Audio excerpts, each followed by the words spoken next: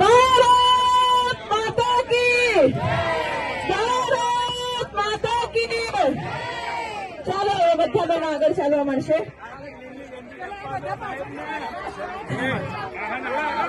સાહેબ ને આગળ નીકળવા દો। ભારત માતા કી, વંદે વંદે ભારત માતા કી, ભારત માતા કી, વંદે વંદે।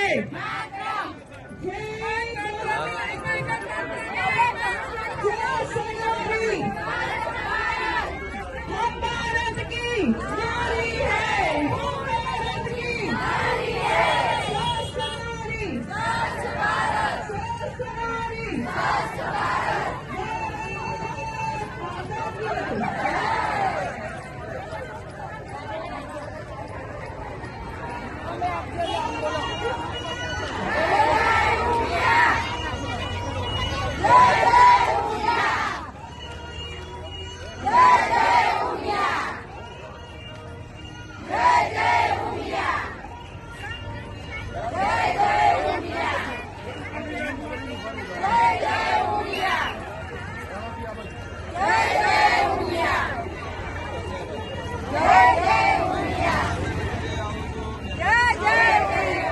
देख तुम्हारी माँ खींचा में देख नहीं मले देख तुम्हारी माँ खींचा में है नहीं मले जमा थी जैसे यार जयेश काका तो बापा खतरनाक है इनमें नाम मत डालो।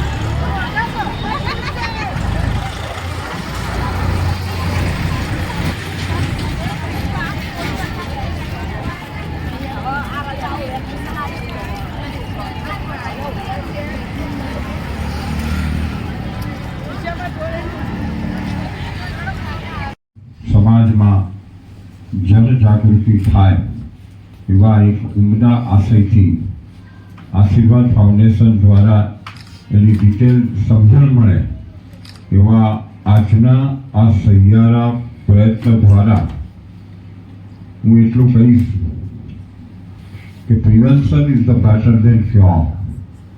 કોઈ રોગની જાણકારી મળે પણ એ રોગની જાણકારી મળે એ પહેલાં એનું નિદાન કરી એનું યોગ્ય દિશામાં અને એ ન થાય એવું પ્રશિક્ષણ આજના સમયની આવશ્યકતા છે।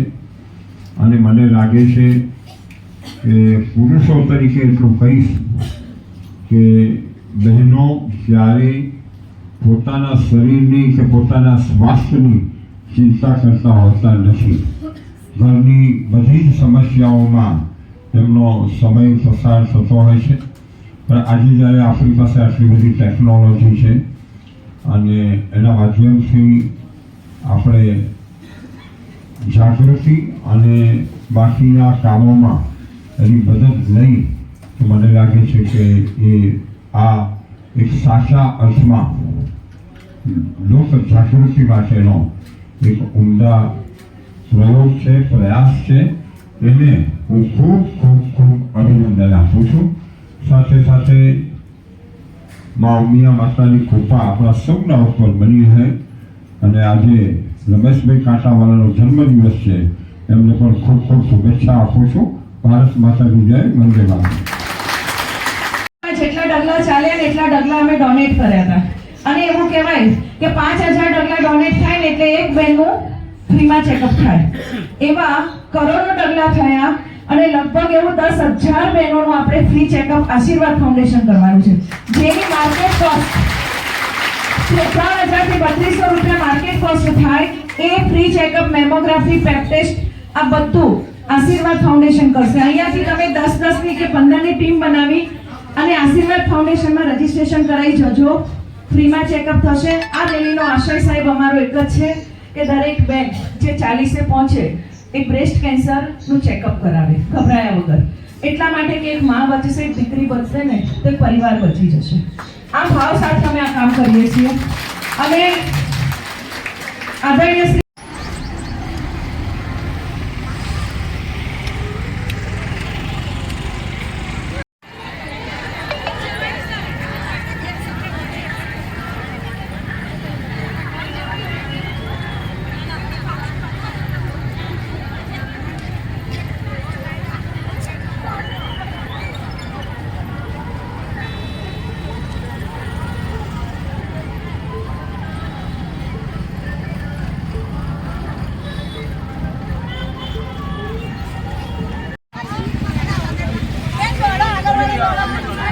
ત્રણની લાઈનમાં રહીશું બેનો, ત્રણની લાઈનમાં જોડાઈશું.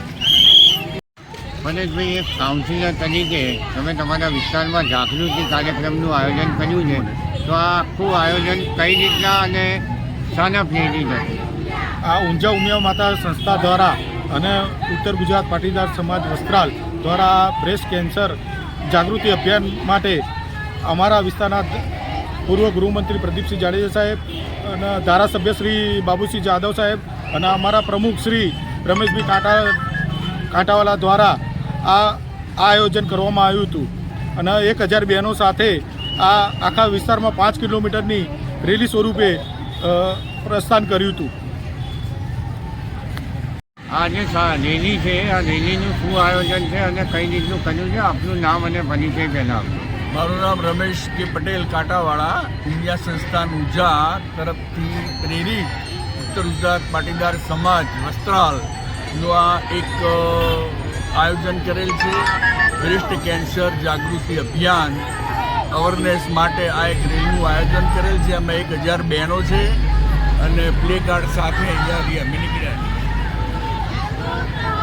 આનું આયોજનમાં તમે કઈ રીતનું આયોજન કર્યું છે અને કઈ કઈ સંસ્થાઓએ ભાગ લીધો? અમારી ઉત્તર ગુજરાત પાટીદાર સંસ્થાના દરેક કાર્યકર્તાઓ, અમારી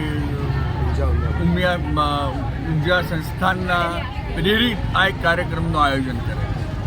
વસ્ત્રાલ વિસ્તારમાં લગભગ કેટલા કિલોમીટર અને કેટલા કિલોમીટરનું આ છે?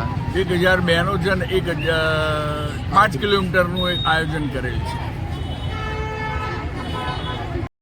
બેન, આપનું નામ અને પરિચય આપજો. હું ડૉક્ટર જાગૃતિ પટેલ, ઊંઝા ઉમિયા માતાજી સંસ્થાનની મહિલા અધ્યક્ષ છું ઓલ ઇન્ડિયા. અને આજે અમદાવાદની અંદર આ બ્રેસ્ટ કેન્સર અવેરનેસ રેલીનું અમે અને સાથે સાથે મહિલા ગૌરવ રેલીનું આયોજન કર્યું છે.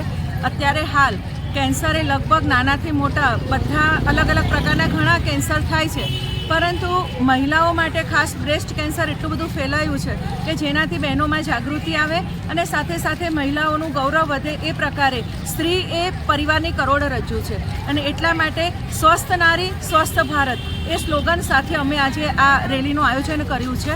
આ રેલીની અંદર આજે 1000 કરતાં વધુ બહેનોએ ભાગ લીધો છે અને આ રેલીના આયોજક એ ઉત્તર ગુજરાત પાટીદાર સમાજ વસ્ત્રાલ છે. અને રેલીનું પ્રસ્થાન માનનીય શ્રી પ્રદીપસિંહ જાડેજા સાહેબે કર્યું, જે આપણા પૂર્વ ગૃહમંત્રી હતા. અને આપ જોઈ શકો છો કે રેલીમાં જબરદસ્ત ઉત્સાહ અને ઉમંગ છે.